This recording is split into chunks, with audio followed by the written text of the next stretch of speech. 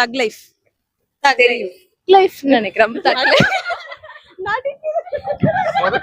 நல்லா இருந்தது, நல்லா பிடிச்சிருக்கு. எஸ்டிஆர் கமலஹாசன் நடிச்சிருக்கு, ரொம்ப நல்லா இருக்கு. காம்பினேஷன் புதுசா இருக்கு, நல்லா இருக்கு. அதான் ஆண்டவரோட பிளேஸை ஃபில் பண்றதுக்கு விஜய் சூப்பர் ஸ்டார் இருக்காரு, ஹெல்ப் பண்ணாரு நம்புறோம். இது நல்லா பிடிச்சிருக்கு. எஸ்டிஆர் கமலஹாசன் நடிச்சிருக்கு, ரொம்ப நல்லா இருக்கு. காம்பினேஷன் புதுசா இருக்கு, நல்லா இருக்கு.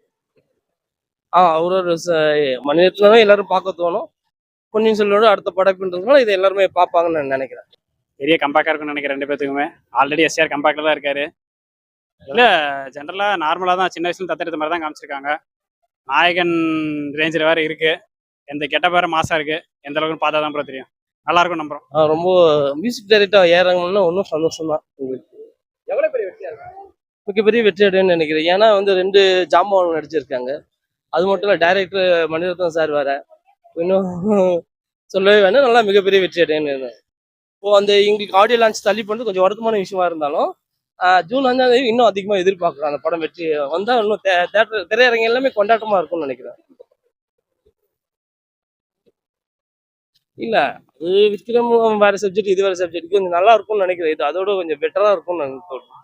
கண்டிப்பாக அதான் ஆண்டவரோட பிளேஸை ஃபில் பண்றதுக்கு விஜய் சூப்பர் ஸ்டார் இருக்காரு, ஹெல்ப் பண்ணாரு நம்புறோம். படத்துக்கு எந்த அளவுக்கு வெயிட் பண்ணா எஸ்ஆர் கவசம் தான் வெயிட் பண்றோம்.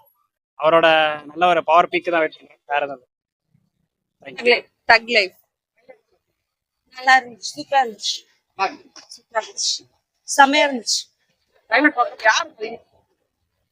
யாருக்கு?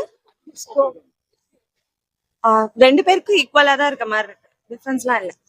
பார்த்தாதான் தெரியும். இதுக்கப்புறம் பாக்குற வரைக்கும் ரெண்டு பேருக்கும் ஈக்குவல் தான் இருக்க மாதிரி இருக்கு. படம் பார்த்தா நல்லா இருந்துச்சு. எல்லாத்தையும் இப்பயே சொல்லிட்டு அப்புறம் படம் பாக்குறப்ப என்ன தெரியும், பார்த்தாதான் தெரியும். ஓகே, நல்லா தான் இருந்துச்சு. ரொம்ப ஈகரா வெயிட் பண்ணிட்டு இருக்கோம், பாப்போம் எந்த அளவுக்கு வந்தோடனே நாங்க பாத்துட்டு சொல்றோம். இல்ல எஸ்டிஆர்